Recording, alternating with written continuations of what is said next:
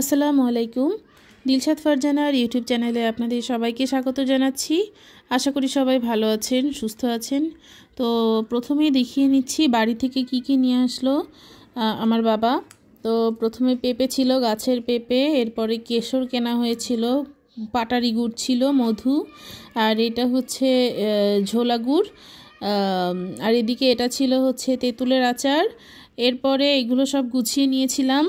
গোছানোর পরে একটু পেয়ারা মাখালাম। তো আপনারা কিন্তু একটা জিনিস সম্পর্কে হয়তো সবাই জানে, তারপরেও বলি, যে কোনো ফল কিন্তু আমরা দুপুরের দিকে খাওয়ার চেষ্টা করব।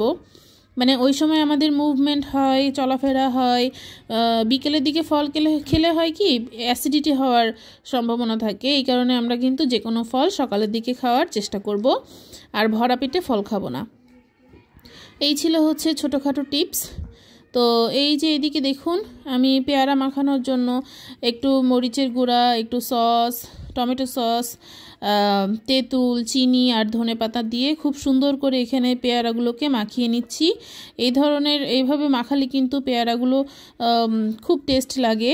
তো এরপরে আমি আরেকটা রান্না দেখিয়ে দিচ্ছি আপনাদের। তো এখানে আমি লাউ দিয়ে ডাল রান্না করব। একদম কচি একটা লাউকে কেটে নিয়েছিলাম। আর এইদিকে দেখুন, তেলে দেওয়ার জন্য এখানে শুকনো মরিচ, তেজপাতা দেয়া হচ্ছে প্রথমে। তো আমাদের এদিকে গ্যাসের খুব সমস্যা করছে, সাপ্লাই গ্যাসের, যার কারণে আসলে রান্না বান্না নিয়ে খুব ঝামেলায় আছি। একদম অল্প আছে রান্না করতে হয়। কার এলাকায় কেমন কি একটু জানিয়ে যাবেন। আমি মিরপুর এলাকায় থাকি, তো এইদিকে গ্যাসের খুব ঝামেলা করে। এরপর দেখুন, আমি তেলে একটু জিরা দিয়েছি, এরপরে আমি রসুন দিচ্ছি, কাঁচামরিচ, পেঁয়াজ, এগুলো দিয়ে সুন্দর করে ভেজে নিব। তো জিরা, শুধু ডাল যখন এমনি রান্না করি আমি, তখন কিন্তু তেলে আমি জিরাটা দেওয়ার চেষ্টা করি। আর ডাল যখন একদম ঘাঁটি করে বাগার দিই, মানে নর্মাল যে পাতলা ডাল রান্না করা, সেটা করলে কিন্তু আমি পাঁচফোড়ন দিই। তো দেখুন, এখানে আমি এই পেঁয়াজ মরিচগুলোকে সুন্দর করে ভেজে নিচ্ছি। আর যেহেতু একটু লাউ দিয়ে ডাল রান্না করব, এর জন্য আমি আদা রসুন বাটা দিয়ে নিচ্ছি একটু। আদা রসুন বাটা দেওয়ার পরেই দেখুন তেল ছিটকে আসছে। এরপরে আমি হলুদ দিয়ে নিব। হলুদ দিলে কিন্তু তেল সহজে আসলে ছিটে না। লবণ দিলাম। এরপরে আমি দিয়ে নিব হচ্ছে হলুদ, মরিচের গুঁড়া অল্প একটু, আর হচ্ছে একটু ধনিয়ার গুঁড়া। তো এই তো দেখুন, মশলাগুলো দিয়ে নিলাম। এইবার আমি হচ্ছে আমাদের এলাকায় ছেলে পেলে পটকা ফোটাচ্ছে, ছোট ছোট পটকাগুলো ফোটাচ্ছে, জন্য একটু নয়েজ হতে পারে, শব্দ হতে পারে, কিছু মনে করবেন না। তো এই দেখুন, লাউগুলোকে এভাবে আমি কেটে নিয়েছি একটু মোটা করে আর কি। এরপরে আমি এগুলোকে মশলার সঙ্গে সুন্দর করে মেখে নিব। মেখে নেওয়ার পরে আমি এর মধ্যে একটু ডালগুলো ভিজিয়ে ধুয়ে রেখেছিলাম, মসুরের ডাল। এখানে আপনারা চাইলে কালাই ডালও করতে পারেন, কালাই ডাল বা মুগ ডাল, যে কোনো ডাল দিয়ে করা যায়, সেক্ষেত্রে রেসিপিটা একটু অন্যরকম হয়। তো এই দেখুন, ডাল দিলাম। এরপরে আমি এর মধ্যে সেদ্ধ হওয়ার জন্য পানি দিয়ে নিব। পানি দিলেই সুন্দর করে সেদ্ধ হয়ে যাবে। এটা কিন্তু খুবই মজাদার একটা রেসিপি, আমার কাছে খুব ভালো লাগে। তো সেদ্ধ হয়ে যাওয়ার পরে আমি এই যে ডাল ঘুটনি দিয়ে হালকা একটু ঘেটে দিচ্ছি।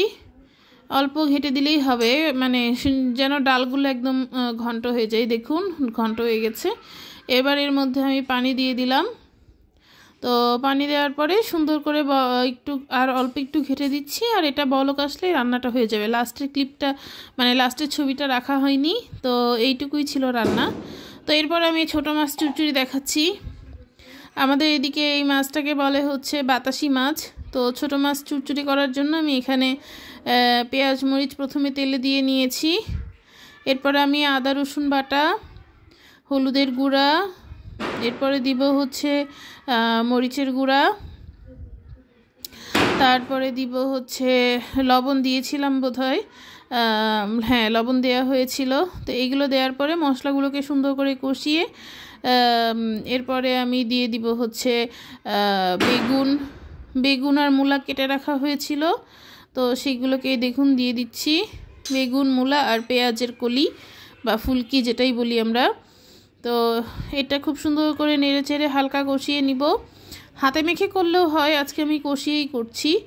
তো এইভাবে একটু নাড়াচাড়া করে ঢেকে দিয়েছিলাম। দেখুন ঢাকনা ওঠানোর পরে কি সুন্দর একদম সবজিগুলো কমে গিয়েছে। তো এরপরে আমি এর মধ্যে অল্প পানি দিয়ে নিব।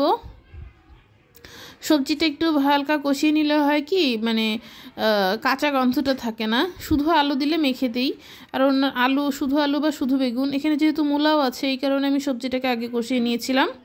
তো পানি দিলাম অল্প।